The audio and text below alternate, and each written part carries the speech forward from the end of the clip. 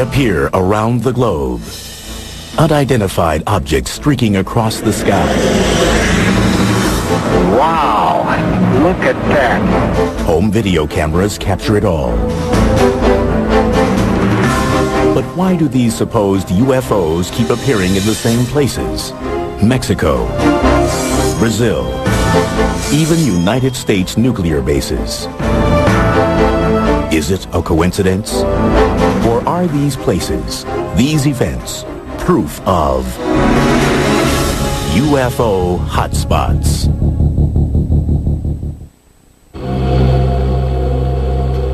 Sao Paulo, Brazil, 1988. Gulf Breeze, Florida, 1988. Las Vegas, Nevada, 1990. Mexico City, Mexico, 1991. Wow! Whatever it is, it's something strange. What do all these cities have in common? There are so many UFO sightings reported in these places that they are all considered to be UFO hotspots. A UFO hotspot would be an area that represents a high number of sightings of abnormal or unusual aircraft that are unidentifiable. It's been long recognized that UFO sightings tend to come in waves. In other words, there's an area of the country or the world where the number of UFO sightings increases for some unknown reason. There are theories about why these areas seem to attract UFO attention. To some, the reason is the natural forces of the Earth, like volcanoes and earthquakes. The UFOs appear to be observing us. Well, the UFOs have come to certain spots because of what's going on at the time. One of the things that seems to stimulate UFO activity is a major disruption in the Earth. Still others believe that human behavior is at the root of these sightings. One of the things that has to do with hotspots is that once somebody notices something, then others are going to look also. That you may not pay much attention to your surroundings. Someone says, gee, last night there were 3 mysterious lights went by. The next night you're going to be watching, and there's a much better chance that you're going to see them than if you're just sort of walking along looking at your feet. According to the National UFO Recording Center, there have been more than 13,000 UFO sightings in the United States since 1990, making such places as the mysterious Area 51 in Nevada, Washington State, and Florida UFO hotspots.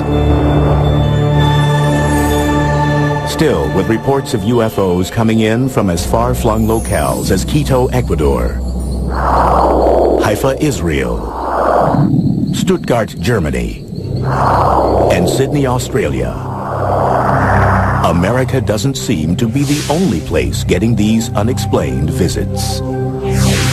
Many people don't realize that UFOs are not seen only in the United States, they're seen all over the world. There are hotspots all over the world. Brazil is one of those hotspots. With 549 sightings, Brazil was second only to the United States in reported UFO activity in 2001. And unlike America, where UFO reports are traditionally met with skepticism, Brazil has a strong tradition of accepting UFO sightings and even publicly conducting government investigations. Generally, South American countries are more open to this type of thing. There are other cultures that are more tolerant of people's perceptions, their emotions. They're more open to events that may be part real, part mystical, and they do not have the same strong norms, you might say, against reporting unusual or paranormal kinds of experiences. We also have to think in terms of the kinds of religions that predominate, in that if you have religions that make opportunity for saints and angels and things like that, the idea of powerful visitors from afar is, I think, much more easy to accept. October 15th, 1957. Brazil is the location for one of the world's first accounts of an alleged alien abduction. Antonio Villas-Boas was a young man. He was driving a tractor in a field. He claimed he saw an object come down out of the sky and land nearby. He was greeted by aliens taken on board, washed off with some kind of a substance that smelled very badly to him. He made him vomit, and he later thought maybe that might have been something like a disinfectant or the like. While he was in this enclosure, a female alien type came in and had sex with him.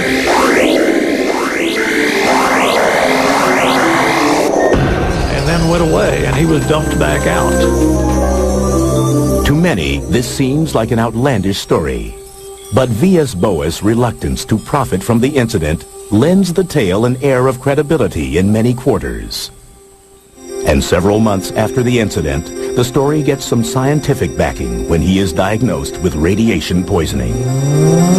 He is examined by Dr. Olavo T. Fontes, a professor of medicine at the National School of Medicine of Brazil.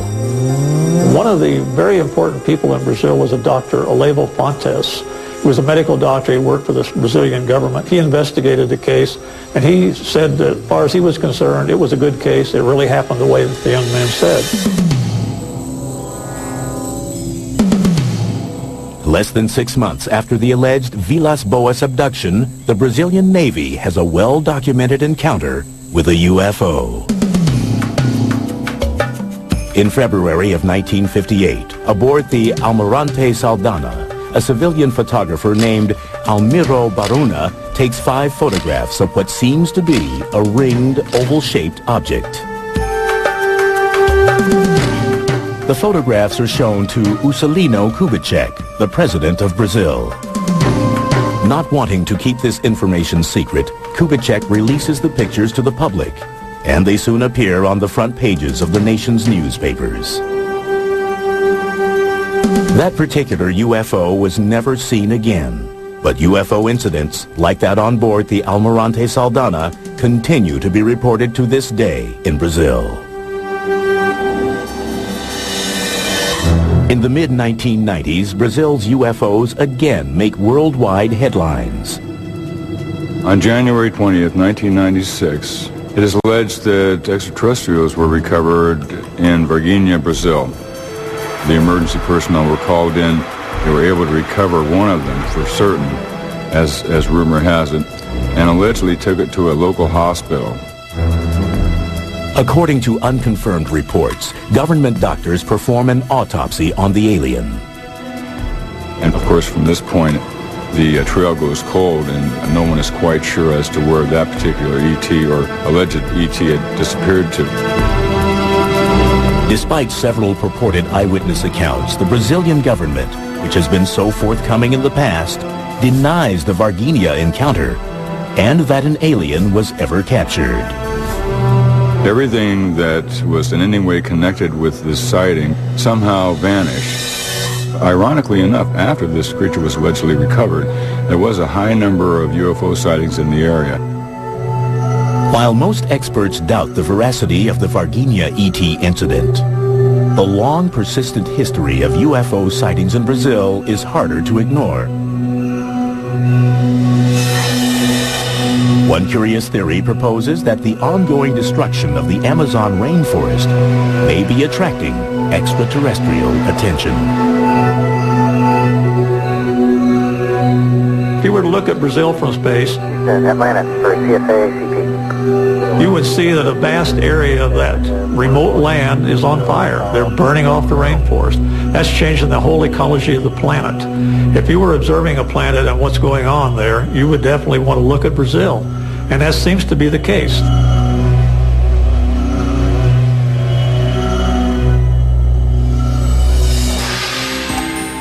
Coming up, in Mexico, mysterious images caught on tape during a solar eclipse seem to suggest that the world's sacred sites may be UFO hotspots.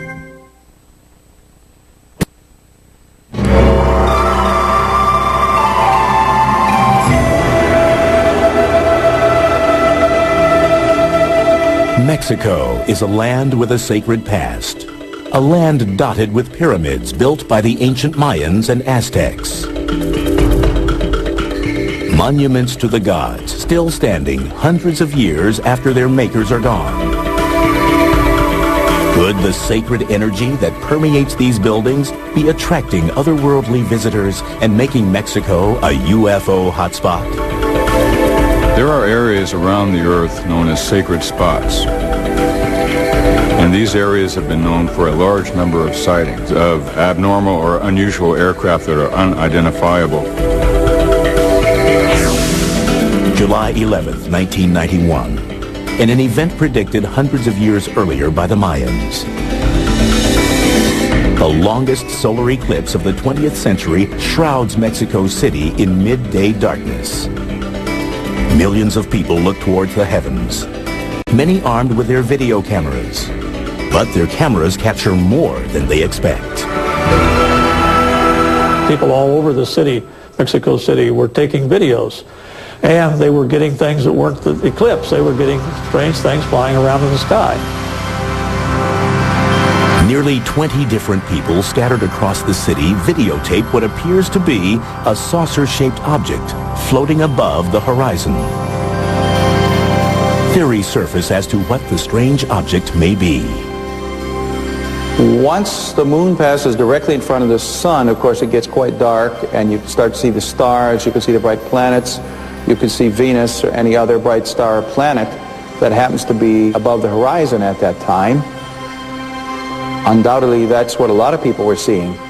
But when all of the different videos shot from multiple locations around the city are analyzed, the images seem to show Venus and the mysterious object as clearly separate entities. Some experts offer another theory. Perhaps the phenomenon is the result of the video cameras themselves, as Mexico's emergence as a UFO hotspot coincides with the proliferation of affordable home video recorders. A camcorder is made with an automatic focus and an automatic aperture control to try to control the amount of light. And so it is not made to focus against a dark background. An automatic camera cannot focus on these objects without seeming to impart motion and changes in shape to it. But many disagree that the sightings were just a trick of the camera and point to subsequent events as proof. Over the course of the next 6 years, more than 1,500 videos and photographs of UFOs surfaced throughout Mexico. Many of the alleged UFO sightings appear near ancient Mayan and Aztec pyramids.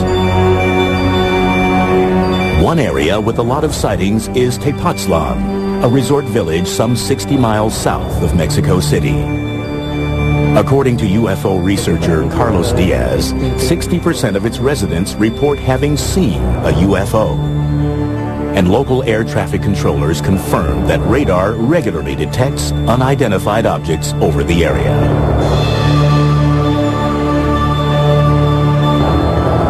Tepoztlan is chiefly known for its ruins of a 14th century Aztec pyramid. To some ufologists, ancient sacred spots like this one represent power points that may be attracting UFO activity. There are many power spots around the world where there's certain geological activities and fluctuations in the fields. You might call them vortexes or portals, where there is a lot of UFO activity. Some believe that extraterrestrials have used these portals to enter our world, and also that they may have actually been responsible for the construction of some of the world's ancient sacred sites, including the Great Pyramid in Giza, Egypt. There's less than 2/100ths of an inch tolerance between the stones. The tolerances to which it's built exceed the tolerances that we use in our space capsule. The more you study the Great Pyramid, the more you begin to realize there was something going on there that goes beyond our understanding. More than 4,000 years old, the pyramid is built from over 2 million stones. Each side is perfectly oriented to the cardinal points of the compass: north, south, east, and west. The maximum error between the side lengths is astonishingly less than 0.1%. People have looked at these structures and said, well, you know, they must have built these with some idea of making contact with aliens, or the aliens have somehow helped them build these structures. Another theory is that both the ancient architects who built the sites and the alleged UFOs who visit them are attuned to a supposed geomagnetic energy force called ley lines, a grid-like pattern that covers the entire Earth. Ley lines are geometric, they're like fields or lines of energy, and there's all kinds of intersections of certain ley lines which seem to create magnetic anomalies. Ley lines have also been linked to tectonic activity, the movement of the Earth's plates, a force that results in earthquakes and volcanoes, and provides another potential explanation of UFO activity in Mexico. One of the reasons I believe that Mexico City is indeed a hotspot for unidentified flying objects is due to the volcano that's near Mexico City, where large numbers of legitimate unidentifieds have been filmed.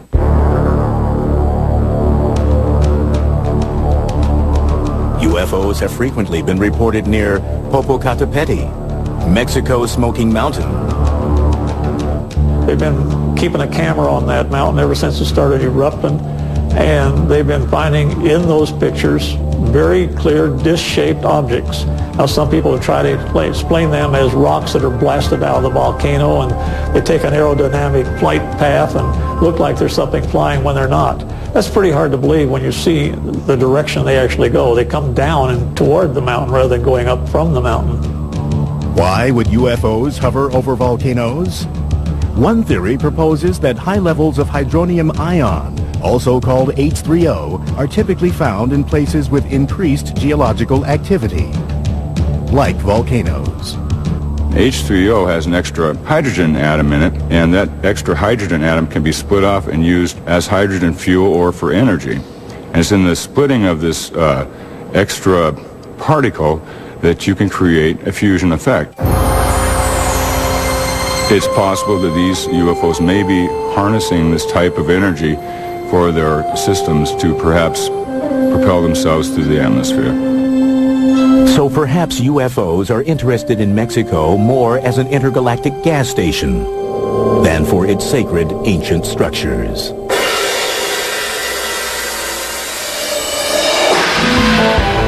Coming up next, 10 of America's nuclear missiles suddenly shut down as a glowing disk hovers above Malmstrom Air Force Base.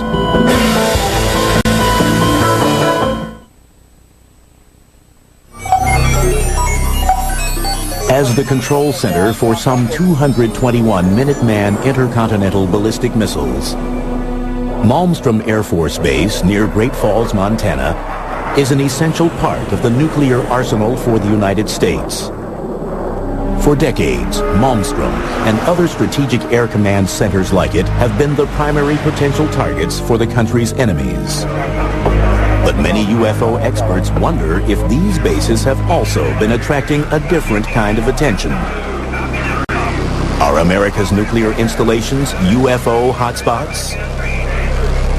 One interpretation of UFO activity is that these entities, assuming that they are entities, are interested in our technological development. We're a very violent species, as you know if you watch television at night. So that alone is a reason that they would have to pay attention to what we're doing.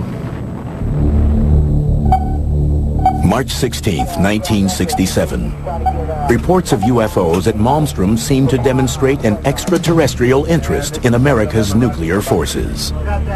The way it happened, according to Robert Salas, who was stationed underground in one of the missile complexes, was that he received a phone call from a security guard up on ground level, saying, in effect, that there was a large, red, glowing, disc-shaped object hovering in front of the facility. And the guards were extremely frightened about this, as you can imagine. He kind of laughed and sort of said, you know, back off. A security guard called a second time, saying, even more panicky, that the UFO was now hovering right outside the gate and was very close. They were observing the status board in the launch complex, and they noticed that the missiles started going offline. Clunk, clunk, clunk, clunk, clunk. 10 of the missiles, one at a time, just boom, boom, boom, boom, shut down. The missiles quit functioning. So we were really out of business as a nuclear deterrent at that time.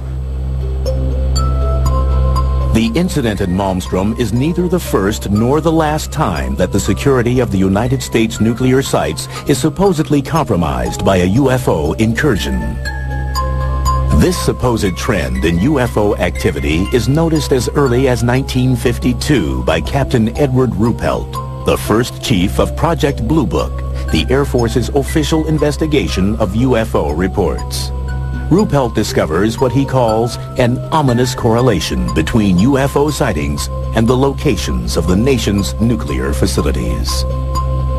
If you're in the military and someone is displaying an interest in your strategic capabilities, it's an alarming situation. It raises national security questions. A lot of investigation went on to determine what could happen. The Boeing company that was responsible for some of the equipment was involved. The U.S. government was involved in investigations. The actual reason for so many missiles going down simultaneously was a big puzzle. They found absolutely that an EMP, an electromagnetic pulse, may have fried the electronic workings in the missiles. However, there was no attempt whatsoever to relate the EMP, the pulse, to the presence of a UFO outside. In fact, the presence of the UFO out on the perimeter was dismissed as hearsay.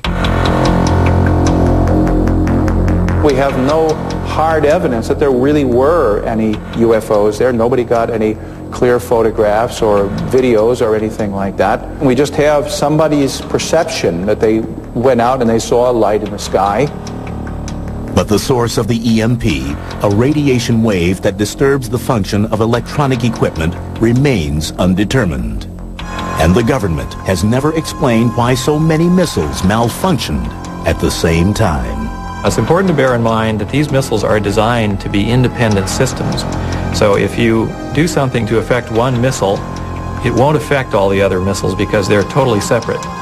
So whatever caused this event was able to shut down a whole variety of missiles that were spread around a large geographical area around the launch control complex.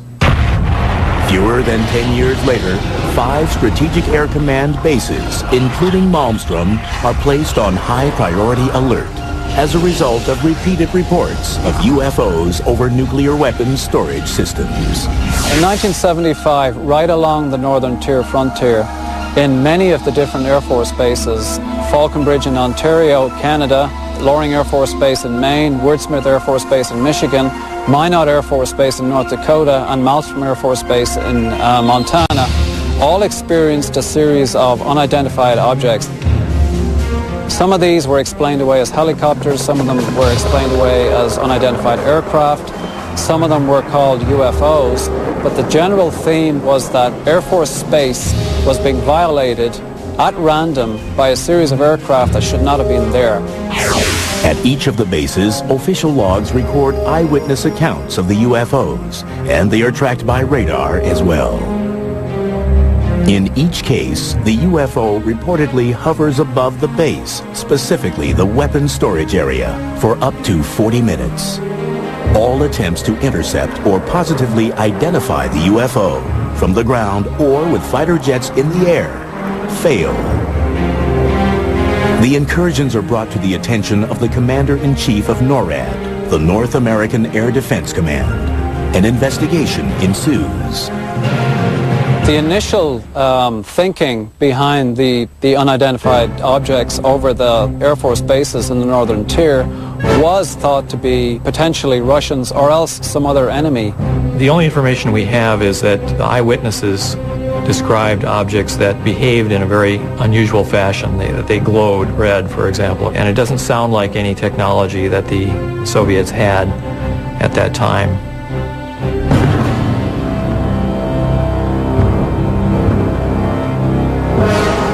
Another theory is that the UFO incursions were a type of readiness self-test to check the security of the bases in the event of an attack.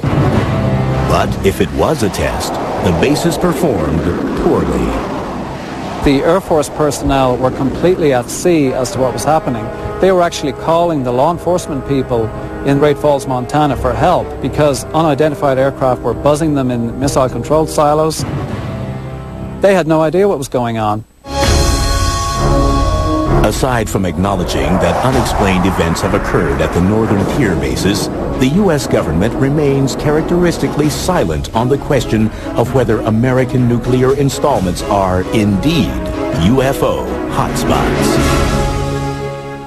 To my knowledge, there's no published report explaining what happened. It's simply a mystery. And as far as the government is concerned, it can remain a mystery. According to the Air Force fact sheet on UFOs published in 1996, no evidence has been presented to indicate that further investigation of UFOs by the Air Force or other government agency is warranted. But for some, the base sightings are not quite as open and shut a case as the government would have us believe. We think the reason that the military tend to downplay this whole phenomenon is because the Department of Defense, by definition, needs to defend.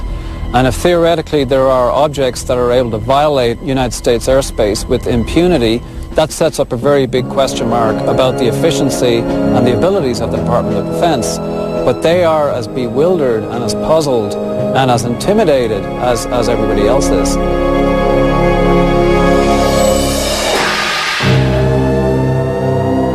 Coming up, amazing photographs and multiple sightings in Gulf Breeze, Florida divide the UFO community. Is it a hotspot or an elaborate hoax?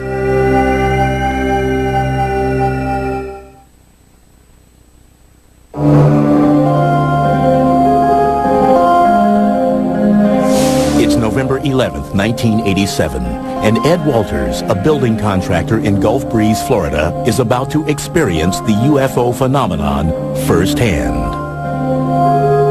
As he would later recount, Walters looks up from his desk and sees what he believes to be a UFO. He grabs his Polaroid camera and ventures outside. Walters manages to snap a photo of what appears to be a glowing, dome-shaped bluish-gray craft hovering about 200 feet in the air. From 1987 to 1992, the small town of Gulf Breeze, Florida is famous for being an alleged UFO hotspot.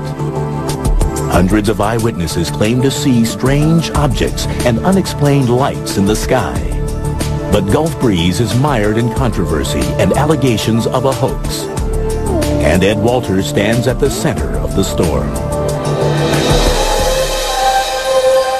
On November 19th, 1987, 8 days after Ed Walters allegedly had his UFO encounter, the Gulf Breeze Sentinel publishes 2 of his 5 photographs.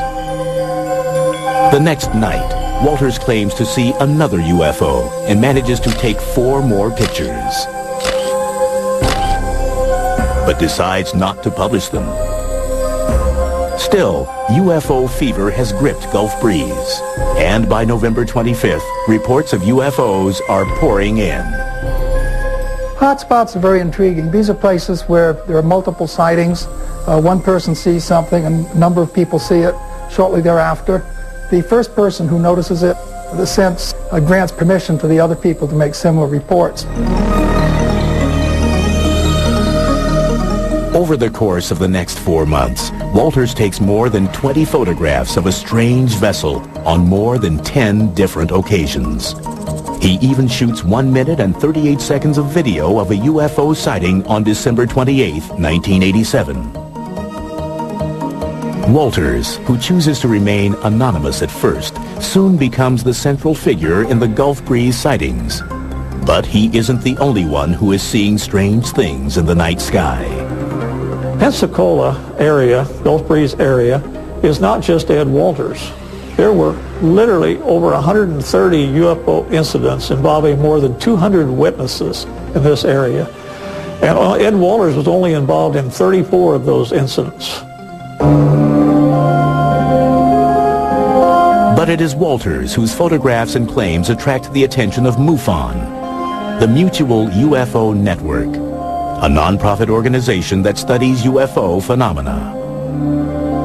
In February 1988, MUFON provides Walters with a specially designed tamper-proof camera in order to authenticate his UFO experiences. It was a multi-lens camera that could take more than one view at the same time. We bought new film, we put it in that camera, we had it certified as new, we had closed the camera, sealed it with wax. He was allowed to use the camera, and he did get some pictures. It was, again, opened then under security conditions. The films were developed, found things on the film, and there's no way he could have faked that one. By the end of 1988, 7 different MUFON investigators have analyzed the evidence in Gulf Breeze. Meteorological and site survey analyses conclude that the photographs were likely to have been taken on the days and at the times that Walters alleges they were. Walters himself passes a battery of examinations, including 2 polygraph tests. MUFON, satisfied that Walters' claims are real, officially authenticates the Gulf Breeze sightings.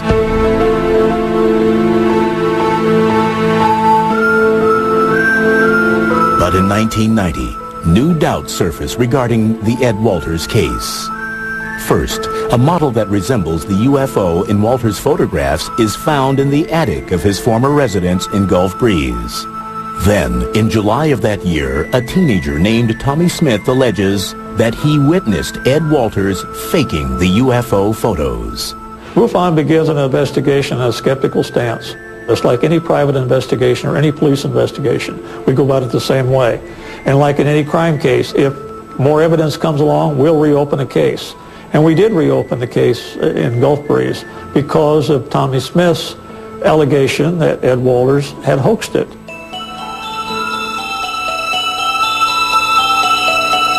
MUFON sends 2 new investigators, Rex and Carol Salisbury, to Gulf Breeze. The Salisbury's findings indicate that Ed Walters doctored the photographs, particularly one called Photo 19, that shows the reflection of a UFO on the surface of a road. The Salisburys believe that the photo was most likely made by using a small model and double exposure. But their conclusions are rejected by MUFON. They believed that the other sightings at Gulf Breeze were real. They stated that in their reports. They just didn't believe Ed Walters. Basically, MUFON fired them and sent somebody else in to authenticate, quote-unquote, the sighting. The new investigator, named Gary Watson, questions the veracity of Tommy Smith's testimony. He also alleges that the model UFO found in the attic of Walters' former home was planted by someone who wanted to discredit Walters. Watson concludes that Ed Walters' photos and story are true. Despite the controversy over the Walters sightings, reports of a new UFO begin to emerge in Gulf Breeze. Instead of looking like ships or vessels, the new sightings are characterized differently. There were various kinds of lights that were seen. Big red globes, little white lights, some lights that maneuvered, some hovered, some shot away, some just disappeared. When you know it. From 1990 through 1992, residents of Gulf Breeze see the strange lights so often that they give them a nickname, Bubba. They organize sky watches, and by 1992, there are 170 recorded UFO sightings of Bubba. But then, in 1992, the lights disappear as mysteriously as they had appeared 2 years earlier. The lights have never been explained, and the Ed Walters case still divides the UFO community. Although strange lights are still occasionally seen in Gulf Breeze, it is no longer considered to be a UFO hotspot. Whatever supposedly was going on in Gulf Breeze, it's not going on anymore. Oh, look at that. Look look at that. Oh, it doubled. There it goes. It's doubling. Up next, a Washington State man claims to be living in the middle of one of the world's major UFO hotspots.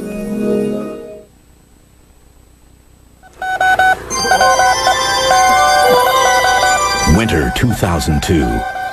Deep in the Mojave Desert, an alleged UFO hotspot, a flashing light beams a hopeful Morse-coded message to the stars. Hello, we are peaceful.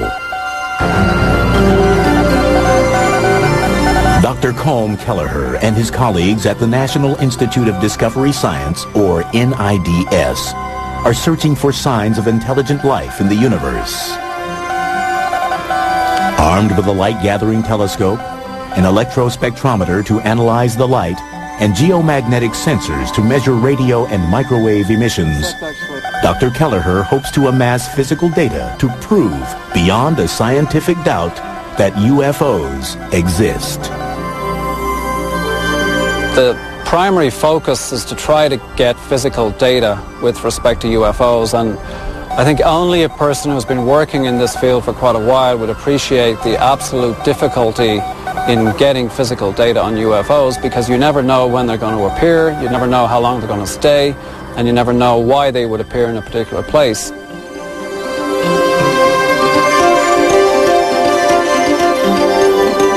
NIDS operates a 24-hour hotline for UFO sightings. And although 95% of the accounts turn out to be IFOs, identified flying objects, like airplanes or weather balloons, there is still the 5% that defies explanation. And that 5% is what interests Dr. Kelleher. If we got a series of reports, say in the last 5 or 6 months or even a year, from the same area, same location, different eyewitnesses that appeared to corroborate, we would take those reports seriously.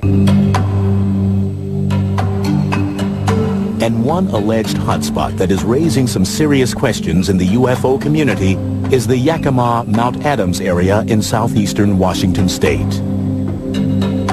The Yakima Indian Reservation in Washington has the appearances of being a UFO hotspot for many years. UFOs have been reported from the fire towers, from rangers, from people camping, that sort of thing, over and over and over. James Gilliland is the owner of the Sattva Sanctuary, a UFO-friendly spiritual retreat located nearby. He claims the whole area is rife with UFO activity. The sanctuary here is located right at the base of Mount Adams, next to the Yakima Reservation, and it has over 100-year history of recorded UFO activity. Well, I'd say this is probably one of the major hotspots in the world right now, because it's almost nightly that we see at least 1 or 2, if not 15 to 25 UFOs flying in the area. Gilliland and fellow seekers gather regularly in the summer months for sky watches.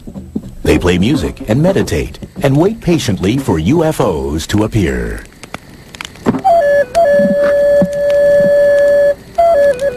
They're looking for people that are very spiritually aware, that have kind hearts, that love people, love humanity and the earth, and those are the ones that will be ambassadors to bring forward their message, because those people have risen to the occasion. As Gilliland and others see it, the anomalous lights that appear above his property exhibit both intelligence and intent. What these ships are doing, they're inquisitive, they're morphing, they're responding to lights, they're responding to the telepathic messages of those people on the ground. Whoa, there we go, we got it. That was a good one. We actually have some that morph from a round object to a triangle when we draw a big triangle in the sky, and then it goes back to a round object and then leaves again with multiple witnesses. When you're talking about lights in the sky, it's very difficult to say what causes them. Are they natural phenomena or are they not? When they seem to fly into an area, stop and react to people yelling or to flashes of light or something else, what causes the reaction? Do natural phenomena do that? One theory proposes that the lights in the sky are not doing anything, but the observer's eyes are. Something called the autokinetic phenomenon. The eye literally cannot focus properly on a single bright point source of light against a dark background, and so it seems to bob around, move around, wiggle, zigzag. All these things are perfectly normal behavior, but it's the behavior of your eye. It's not the behavior of the object itself. Trick of the eye or not, some believe that Gilliland's role at the center of the UFO activity that surrounds his home is characteristic of all of the areas deemed a hotspot. We've investigated in a couple of quote-unquote hotspots, and we are beginning to realize that any of the areas that we focus on usually has a single individual in that area who becomes a lightning rod for multiple reports from the community. When you have a charismatic leader or somebody who's identified as an authority on UFOs, people will go where that leader says the UFOs are to be found, and there'll be more people watching, and you'll have more sightings reported in those areas. But it's a psychological, sociological kind of a thing. It's not related any way to what's actually up there.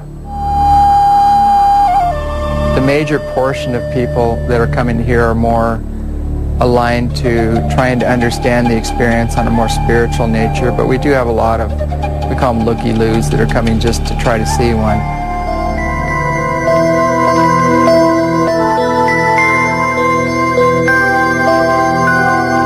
That there are strange, often inexplicable phenomena in the night sky is undeniable.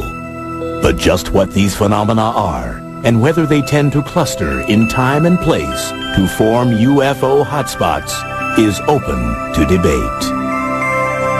As far as the skeptics are concerned, on every level, you cannot instill want into another being. You can't get them to open their eyes or look at what's obvious. We showed them footage of ships flying behind trees, landing on the mountain, doing phenomenal feats, making U-turns, right-angle turns at several thousand miles an hour. And their standard pat answer is these are meteors or satellites. It's just amazing. We don't want to feel that we're alone in the universe. We don't want to feel that life is without a purpose. We don't want to feel that there's nothing out there in the way of a mystery. We human beings want our lives to be exciting. But just because something is exciting doesn't make it true.